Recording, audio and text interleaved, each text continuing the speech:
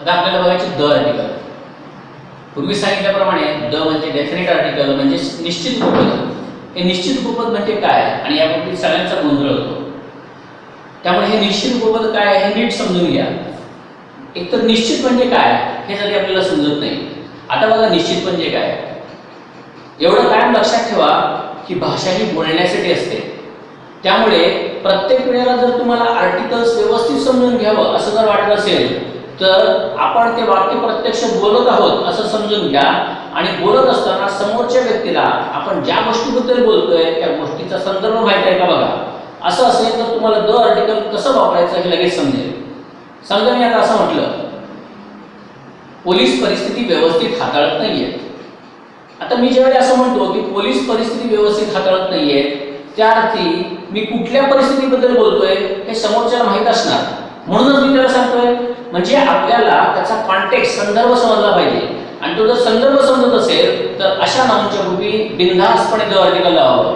म्हणून आर्टिकल चांगल्या रीतीने समजण्यासाठी तुम्हाला भाषा चांगली समजलीच पाहिजे आणि ही भाषा आपण स्वतः बोलतोय अशी कल्पना करायची आणि आपण ज्यावेळी बोलत असतो त्यावेळी आपण कोणाशी तरी बोलत असतो त्यावेळी ती समोरची व्यक्ती त्या व्यक्तीला त्या संदर्भामध्ये काही माहिती आहे का. जर त्याला माहित असेल तर तिकडे द आर्टिकल वापरायचं हे काय लक्षात ठेवा.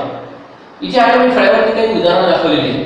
ही उदाहरणं बघूया. ह्याच्यामुळे आपल्याला द हे डेफिनेट आर्टिकल कसं वापरायचं हे समजेल. जसं इथलं पहिलं उदाहरण बघा. इथे मी मुद्दामून द आर्टिकल अगोदरच लिहून ठेवलेलं आहे. आता मी जे तुम्हाला सांगितलं की समोरच्या व्यक्तीला त्याचा संदर्भ माहित आहे का ते बघायचं. जसं बघा I have already seen the movie you are talking about. म्हणजे समोरची व्यक्ती मला एका मूवी बद्दल सांगते. तो मूवी कुठला आहे ते मला माहिती आहे म्हणून मी इकडे द वापरतोय आणि त्याला म्हणतोय I have already seen the movie. म्हणजे तू जो चित्रपट सांगत आहे ना तो चित्रपट मला अगोदरच माहिती आहे, तो मी अगोदरच बघितलेला आहे म्हणून मी इकडे म्हटलं I have already seen the movie you are talking about. म्हणजे तू ज्या मूवी बद्दल सांगत आहे तो मूवी मला ऑलरेडी माहिती आहे म्हणून तिथे आले द. दुसरं वाक्य बघा the old man came to us yesterday was my father's friend. आता इथे पण ओल्ड मॅन असं दिसल्यानंतर सहजपणे आपल्याला असं वाटतं की ते ॲन वापरलं पाहिजे परंतु ॲन न वापरता इथे द का आलं हे समजून घ्या. कारण का इथे हा जो संदर्भ दिलेला आहे माय फादर्स फ्रेंड म्हणजे तो जो म्हातारा माणूस आला होता तो माझ्या वडिलांचा मित्र होता म्हणजे इकडे द आलं पाहिजे. ही दोन्ही वाक्य जी आहेत ही आहेत ऍडजेक्टिव्ह क्लॉजची आणि ऍडजेक्टिव्ह क्लॉज मध्ये बऱ्याच वेळा अशा वेळेला इथे द असतं. म्हणून नियम एकच लक्षात ठेवायचा की डेफिनेट आर्टिकल म्हणजे निश्चित आर्टिकल म्हणजेच निश्चित उपपद हे कधी वापरायचं असतं तर आपण ज्या गोष्टीच्या संदर्भात व्यक्तीच्या संदर्भात कुठल्याही संदर्भात ज्या वेळेला आपण बोलत असतो त्यावेळी तो संदर्भ समोरच्या व्यक्तीला ऑलरेडी ज्या वेळेला क्लिअर असतो त्याच वेळी ती गोष्ट निश्चित होत असते म्हणून या दोन्हीकडे द आलेलं आहे. आता बघा काही वेळेला काय असतं अशी वाक्य असतात की ज्या वाक्यामध्ये संदर्भ काही नसतो म्हणजे आपल्याला काही समजत नाही परंतु आता समजा मी ज्या खोलीत उभा आहे त्या खोलीमध्ये एसी आहे आणि मला इथे खूप गरम होत आहे उन्हाळ्याचे दिवस आहे म्हणून मी सांगतो स्विच ऑन द एसी.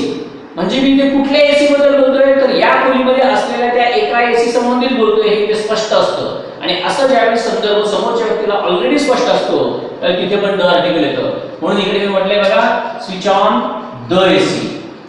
तसंच पुढचे बघा the manager called me urgently in his cabin. आता इथे सुद्धा मॅनेजर म्हटल्यानंतर कुठला मॅनेजर आणि तो मला बोलवतोय म्हणजे तो मी ज्या कंपनीत आहे त्या कंपनीमधला तो मॅनेजर असणार म्हणून इकडे द मॅनेजर आलेलं आहे.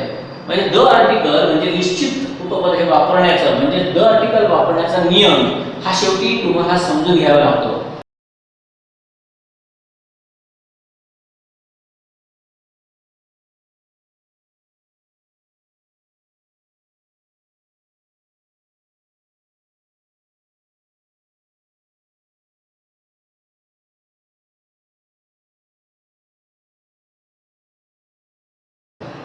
पुढचा बघा नॅरेटिव्ह किंवा डिस्क्रिप्टिव्ह पॅसेज.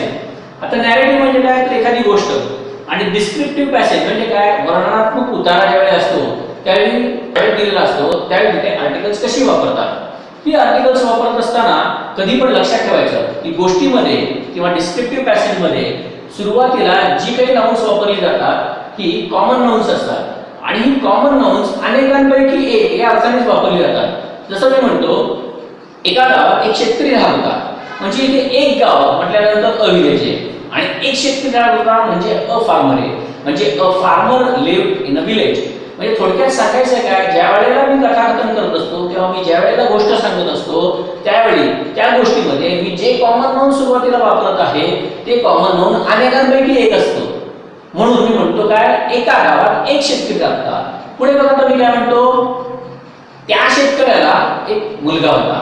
मग त्या शेतकऱ्याला एक मुलगा होतो म्हणजे मी अगोदर जो शेतकरी सांगितला, मी अगोदर ज्या शेतकऱ्याचा उल्लेख केला त्या शेतकऱ्याबद्दल नंतर मी म्हणतो तो शेतकरी. म्हणून तो शेतकरी म्हणजे द फार्मर.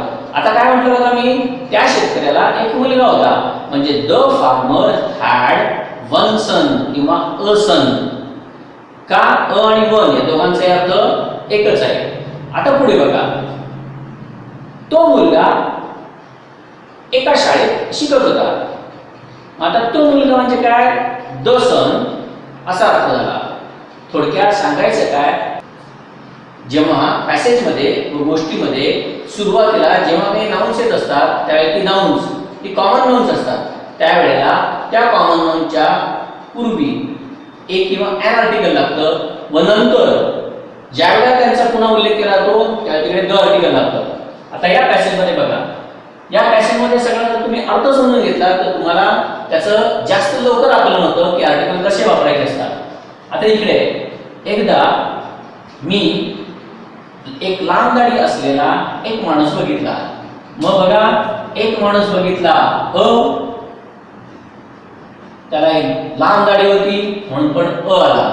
आता मी याच माणसाचा उल्लेख ज्यावेळी पुन्हा करतो त्यावेळेला हा माणूस आता तुम्हाला अगोदरच माहित झालेला आहे. त्यामुळे या अ मॅनच्या ऐवजी इकडे मला करायला लागतं द मॅन. म्हणून मी म्हटलं the man was caressing his beard. म्हणजे तो माणूस त्याची दाढी कुरवाळत होता. आता पुढे बघा, आफ्टर सम टाइम काही वेळानंतर lady with cute baby in her hand came near him. म्हणजे काही वेळानंतर एक स्त्री म्हणून आलं a lady with a cute baby म्हणून इथे पण येणार. म्हणजे काही वेळानंतर एक स्त्री एका सुंदर मुलाबरोबर त्याच्या जवळ आली म्हणून इकडे आलं अ क्यूट बेबी. पुढे बघा, शी हँडेड ओव्हर द बेबी. का इथे या बेबीचा उल्लेख आलाय म्हणून इकडे आलं पुन्हा द.